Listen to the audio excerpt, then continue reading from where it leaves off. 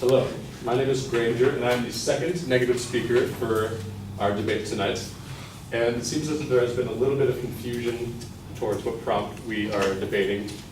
And I will stand firmly in confidence that the prompt is that corporations and unions should not be allowed to spend more than $5,000 on campaigns. So let's get into this. A major point of this is that limiting people's corporations and unions' contributions to political campaigns is unconstitutional.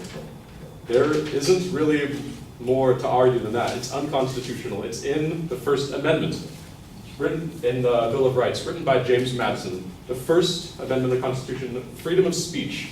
You have the right to promote anything you deem fit, as long as it, of course, doesn't hurt anyone.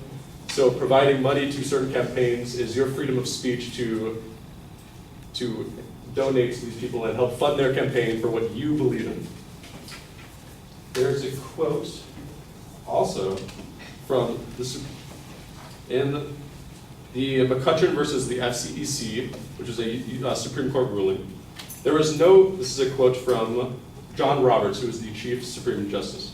There is no right more basic in our democracy than the right to participate in electing our political leaders. We have made clear that Congress may not regulate contributions simply to reduce the amount of money in politics, or to restrict the political participation of some in order to enhance the relative influence of others.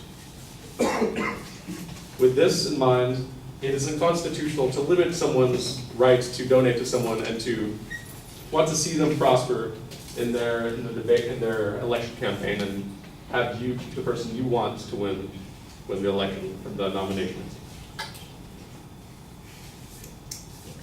A second point we have been talking about tonight is that limiting unions and corporations to $5,000 donation total it hurts the disenfranchised in our nation.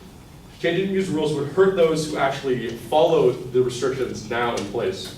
You have unions, labor unions, and people who are donating money raised by the people that are giving money to people like Bernie Sanders. He also, who's getting 80% of his donation, which is $96 million now, from small donations of $200 or less. That's 80%. 80% is $200 or less from people all around the nation. And having people being limited to 5,000 is detrimental to those who would like to follow the rules and follow these guidelines, whereas super PACs and larger corporations like Goldman Sachs and bigger banks, they'll go around these. Anyone can create a super PAC or a PAC. They'll just create more and more and then increase their spending limit. And that would be detrimental to those who don't have that ability. And the unions, where they're pulling together their own money. And let's talk about the bigger elephant in the room, Donald Trump. This guy has been running his entire campaign privately funded. He's proud to say that he's not taking any money from super PACs. He's going out of his way to fund his own campaign. And this is like the model for what the campaign should be run like. Limiting unions and corporations to $5,000, it would help. It would allow people who are not as funded across the board run their campaigns. Whereas you have some nominees that are funded by a few corporations and they have very large support. If you have one nominee who is funded primarily by some top 3 banks, and they're getting millions and millions of dollars, they'll be forced to donate less, which is then detrimental to their final income and their donations. I believe that is all. Thank you.